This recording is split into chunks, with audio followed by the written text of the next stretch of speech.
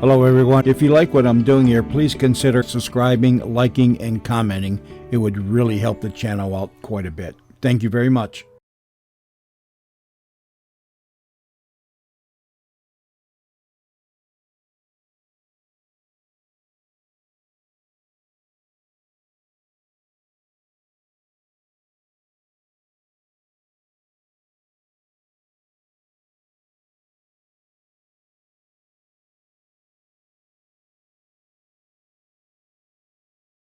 Quiet, please. Quiet, please.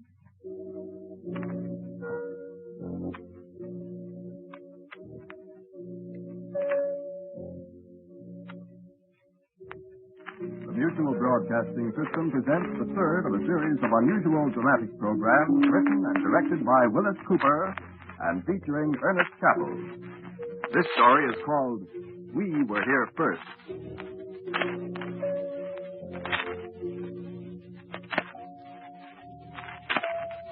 I'll tell you a story. You keep asking for stories, I'll tell you one that'll really give you something to think about. You'll keep thinking about this story till you die. And I have some idea you'll pass it on to the ones who come after you, just as I'm passing it on to you. So you listen carefully.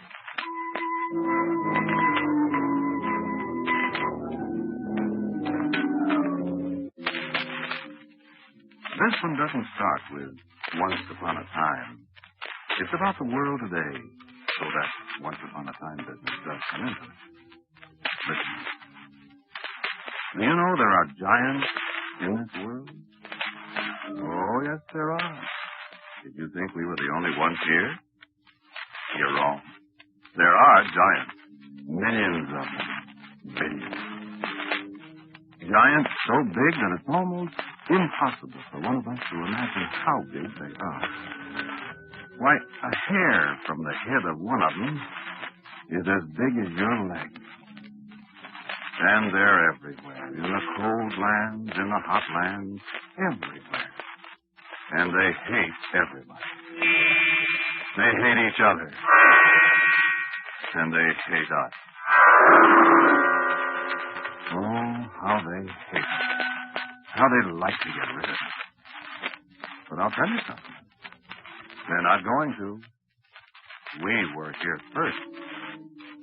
And we're going to be here a long, long time after they're gone.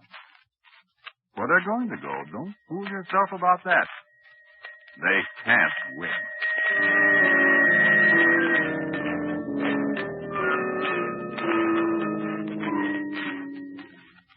But it isn't going to be easy. Don't fool yourself about that either. They've killed an awful lot of us in all the millions of years they've been on this earth. And I may say we've killed quite a few of them. We've killed more of them than they have any idea. And that, my child, is quite a trick when you consider the distance in our time. How big are they? Well, that's hard to explain. We're all different sizes, you know. Some of us are small, some of us big. There are fat ones amongst us, and thin ones. And they're the same way. But on the average, I should say they're, about 150 times as tall as we are. Oh, yes, 150 times our size. Isn't that nonsense? But there's an old saying, child, and this is something you want to remember. The bigger they are, the harder they fall. I don't want to give you the idea, though, that it's going to be easy to win. I've nearly lived my life out, and there's just as many of them as ever. You live your life out, and your children and your children's children will live and die in generations that you can count up in trillions, and they'll still be here. And we'll, all of us, pay an awful price in that time. But we breed fast, and our families are larger. And one day there'll be no more giants in the earth, and we'll have it all to ourselves. Brethren dwelling together in unity.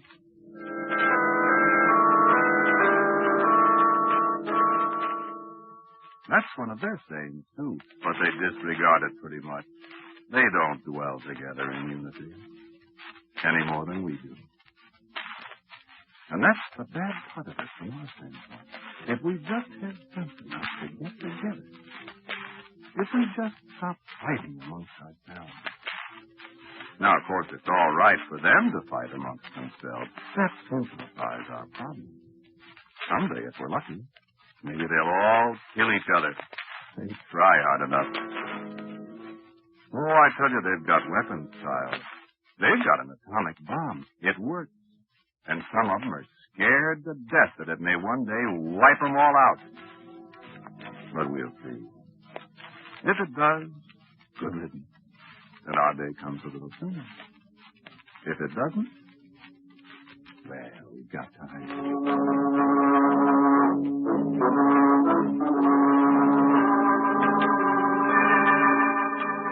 They've got to talking lately about biological warfare. Germs, you know? You know where they got that? From us. No, they don't realize how far ahead of them we are in biological warfare. I could tell you some things, but they're a secret that even I can't tell. They'll find out, though. Remember, the bigger they are, the harder they fall. That's a mighty comforting thought. Something else to think about, too. As I said, they hate us. But most of their time is taken up in hating each other. So they don't have the time to attend to us as they should if they want to continue to exist. They're absolutely ruthless, though, when they do think about exterminating us. I know. I nearly got it once. Want to hear about it? Well, can you take it? Well, this is just one of the concentration camps they run in between the times they're planning how to exterminate each other. They call this place New Jersey, but it's not New Jersey to us. Some of us call it Thanatopolis. That's Greek. It means city of death. Greek? Oh, the Greeks lived on this earth a long, long time ago. There's some of them left today, but they're not the same as they were then. They got killed. All that's left of their glory is words like Thanatopolis.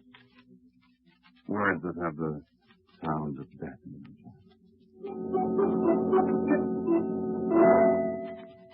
I was hungry. That's how I got caught. That's the way a lot of us get caught. Plenty of food, plenty of good, healthy food. Plenty to drink. Nothing to do but get fat and get killed. I didn't know about giants in those days. I know now. The gate was wide open, and I tell you, it was the pleasantest place I've ever seen. I looked it over. I smelled the food. Oh, I tell you, I've been around, and I never smelled anything so delicious in all my life. I just went crazy as hungry around. Well, the food was just as good as it smelled, and there was plenty of it. I lost my way going in. It's a kind of a labyrinth, you see. And I was interested in the food. I was hungry. There was a lot of us in there. I recognized hundreds of friends, fat, happy, well-fed. I stayed there quite a while. I got fat, too. But there were sounds I didn't like.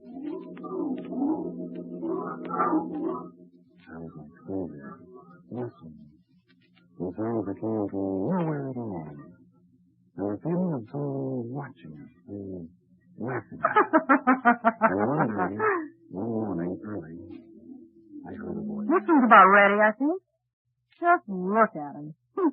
Thousands and thousands of them, and not one of them was sense enough to try to get out. I looked up. That sounded like a human voice to me. Get the gas ready. They've had a good time now long enough. We'll see how long it takes them to die. It was a human voice. A giant voice. This particular concentration camp of theirs was run by one of their females. Probably, according to their standards, a very beautiful one.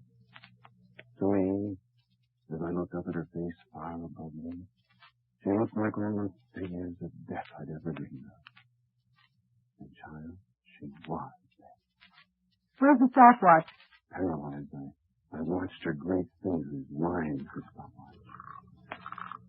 So stiff with terror, I saw the nozzle of the gas generator slither into the door far across the floor. I began to crawl toward the door, toward the gaping mouth of that gas jet. I tried hard to warn a few of my friends, but they were heavy with good living, and it was useless.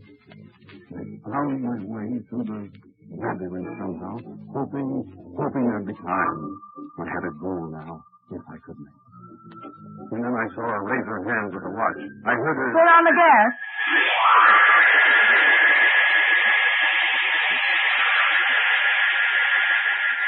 One tiny puff of the gas, one short, infinitesimal breath of it, and I thought my heart would leap from my body. My eyes bulged, my legs refused to hold me up. I fell and staggered again. And as I stumbled out into the blessed freshness of the air, I heard the sound of her stopwatch and her laughter. Look at him. Look at him crawl and wiggle. This is the best gas we've used. Look at him. 3 seconds, 4 seconds, and every one of them's dead. This is wonderful. I was dazed. My mind couldn't contemplate such life. 4 seconds, and countless thousands of us dead. And then, this is the horror. You know what she did? She gathered up their still warm bodies and tossed them onto a great scale and weighed them. Why? So she could know how many of us she had killed in 4 seconds. Do you wonder we hate them? Do you wonder we live for nothing but the day when the giants, male and female and all their young, shall all be gone from this earth?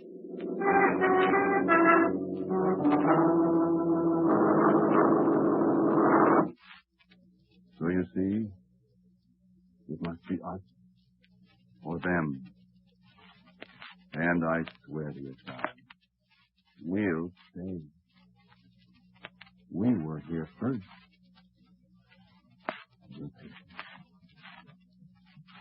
Most of the time, we forget we're here.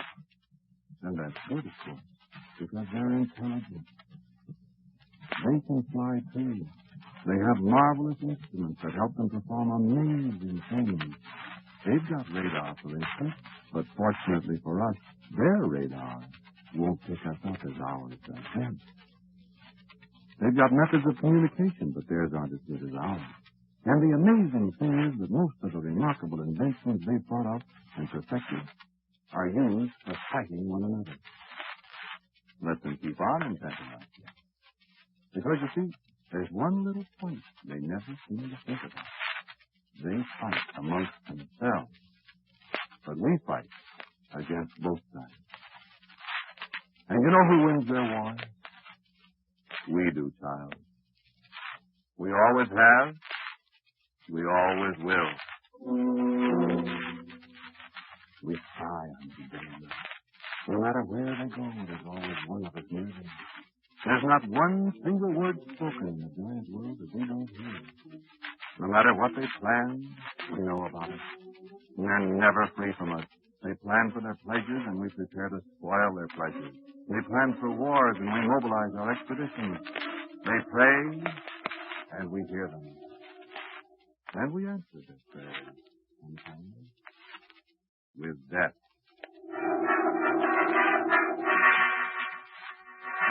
What do you mean? How? Do you think it's hard for a being our size to kill a being the size of a giant? It isn't. You see, in the first place, we're willing to sacrifice 1 million of us to kill one of them. No, it's true. Not all of us know about the giants. Not all of us know that we're being sacrificed in this endless war. Some of us think we're dying a natural death, I suppose. But we leaders know. You still don't understand? Well, let me give you an example. I said the giants are on the average, perhaps 150 times as tall as we. Well, that's just height. If you know anything about mathematics, you realize that means they're uncounted millions of times bigger than we are. In actual mass, it would probably take a billion of our bodies to make one the size of theirs. Take an ant, for instance. How much bigger is a man than an ant? You see? So, on a plantation in South America...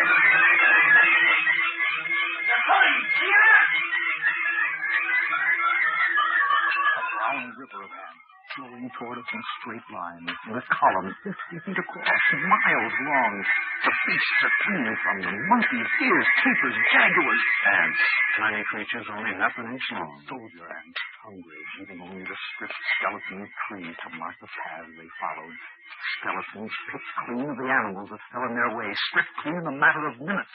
Ants, tiny creatures only half an inch long. They're coming. We've got to fight them. Fight them with flowing streams of water. And they come on. Fight them with jets of oil. Open the tanks. Drown them. Then some die, but they come on. Fight them with fire. Hey, fire here. Set the oil on fire. And some die, but they come on. Run, run. Don't let them get you. They poison in their jaws. Run, run. Then the brown river flows remorselessly on. Tiny creatures, half an inch long. Then behind them, as the end of the brown river disappears, a clean white skeleton and desolation. So you see, it isn't size. It's hatred and the will to conquer. And it's numbers. The bigger they are, the harder they fall, child.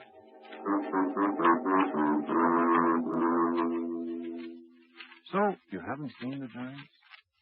You just think you haven't, child. You're young yet, and you mistake them.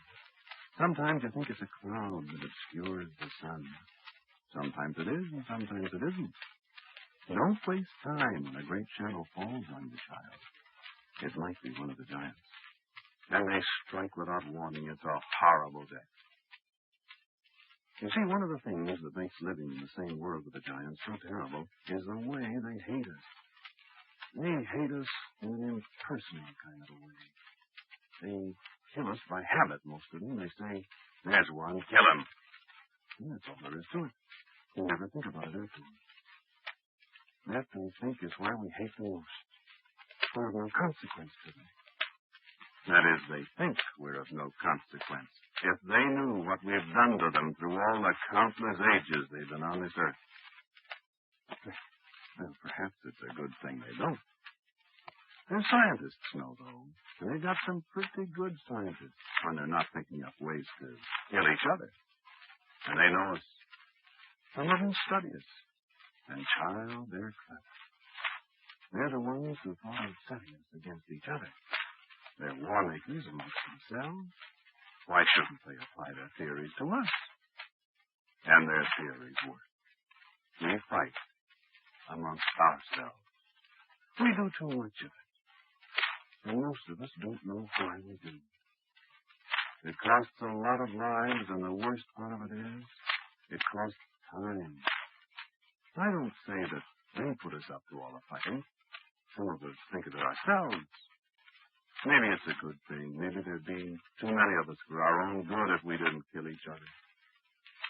But if we could only get together, if we could only, all of us, see that one shining goal before us, think of a world that would belong to us all by ourselves, with no giants to worry about. Not that all of us worry about the giants. That's just the trouble. We have to spend so much time convincing others that they really exist. That they're a menace to us every second we live, and that we've got to destroy them.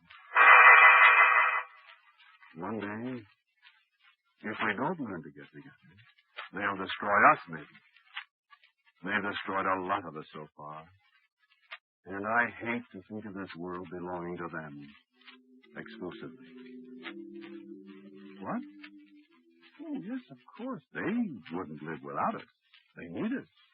Some of them know that, even as we are as a race, a constant nuisance to them. But what's the good of that? If they destroy us, they'll die too. And then there won't be anybody left in the world. But believe me, child, we don't need them. We got along a good long time before they appeared. And we'll do it again. Nonsense? Superstition? You children. I know, though. I said the same thing when I was your age, but I found out different. Yes, there are giants. You'll find out. Certainly we can kill them. Didn't I tell you about the ants? Well, that's right. There were millions of them. But one of us can kill a giant. Just one of us. I'll tell you a story about that, and then you decide for yourself. This was in the last war out in China, a long, long way from here. So I know it's true. I got it from a friend of mine who was there. An airplane fell down in a valley between the mountains. The pilot had a broken leg. So for a week, he lay there in the valley all alone. And there was nothing wrong with him except for his broken leg. He had something to eat, and there was water. And he needn't have died, except that a bug of some kind bit him, and he got some strange fever. In the second week, he began to be delirious. And then one morning, he heard someone coming. Hello! I hear someone calling. Hello! I can't see anybody. Everything looks funny. Who are you? I'm coming. Who are you? Where's my gun? I have to have my gun. I don't know who's calling me. Where are you? I'll be quiet. I don't know who he is. I'll wait. I see him. No. Yes, I do. You're not going to get me! Where are you? I see him. He's so big. It's a giant. Look at him. He's coming closer. A giant. I'll have to pull him.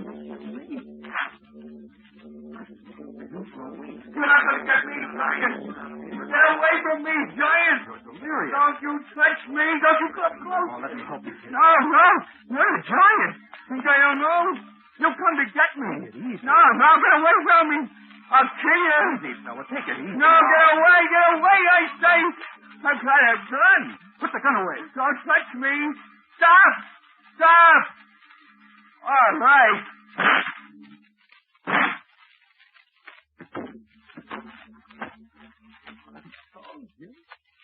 I told you I'd kill you. I killed a giant.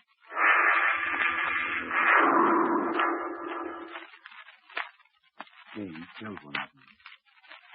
It was very easy. It was very curious. A little later, when the evening came and his fever cooled a little, that the dead giant looked so much like his friend that it jumped out of the airplane a moment before he did. It was very curious. Well, all right, it was his friend. He thought his friend was a giant, and he killed him. Or did he kill him? He fired the pistol at his friend that was the direct cause of his friend's death. But who was it that brought him a fever that made him think his friend was a giant? Remember? I said a little bug bit him. So the little bug was indirectly the cause of the other man's death. And to the little bug, the man was a giant. They were both giants, and he killed them both. Because the man who killed his friend had a moment of lucid thought, and his fading strength was enough to turn the pistol up to his mouth. Now, I know it's true. Well, maybe that is rationalizing, but you think it over. To my way of thinking, 2 giants got killed. It's getting dark in here. Am I a little slow in my thinking now that I'm... Look out! Quick, look out! All right. So you killed him. He was a child, and he didn't have a chance against the giant he didn't even believe in.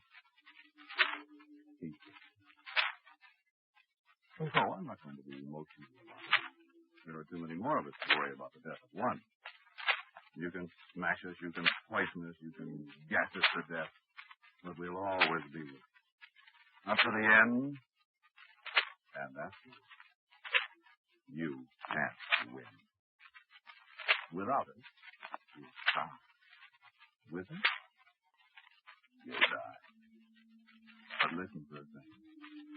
We're everywhere. We're in the earth. We live in your houses. We eat your food. We watch you day and night. We've got senses you never dreamed of. We've got weapons that you have no defense for. We walk on your two legs. We've got pictures. You fly in your airplane. We've got wings. You make your weapons. We are our own weapons. And if we insects ever get together, giant, or maybe we won't have to. Maybe you'll blast yourselves off the earth and save the company. Your atomic bombs don't mean anything to us. The fly lives at Hiroshima, you know. The beetles are still alive under here. And far under the surface of this earth, you think more and more millions of us are sleeping, waiting to die.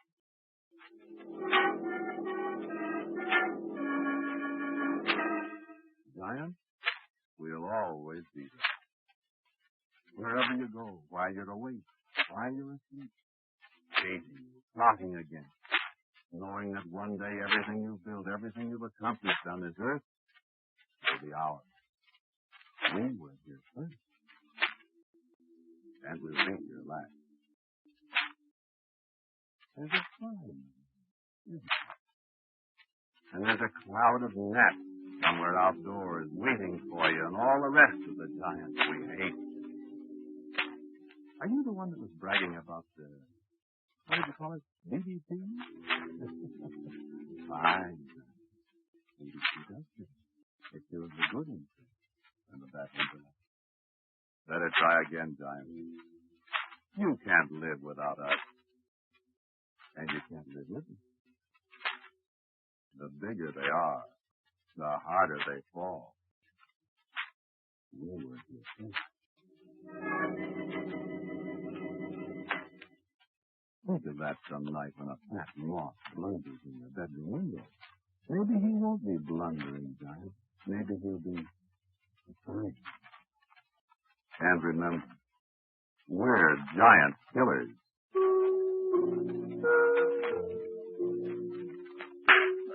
Not so good, giant. See you tonight.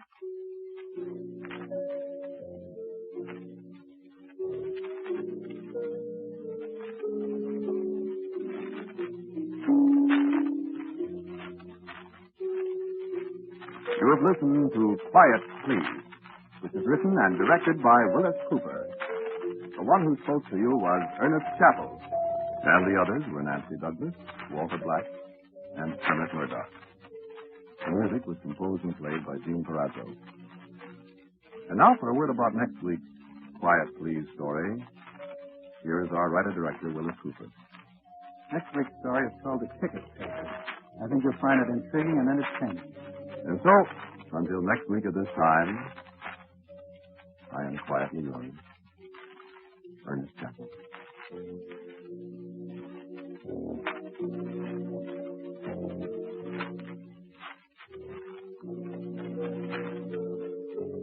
This program came to you from New York. Stay tuned now for a fascinating story of strange events and their common sense explanation on The House of Mystery, which follows in just a moment.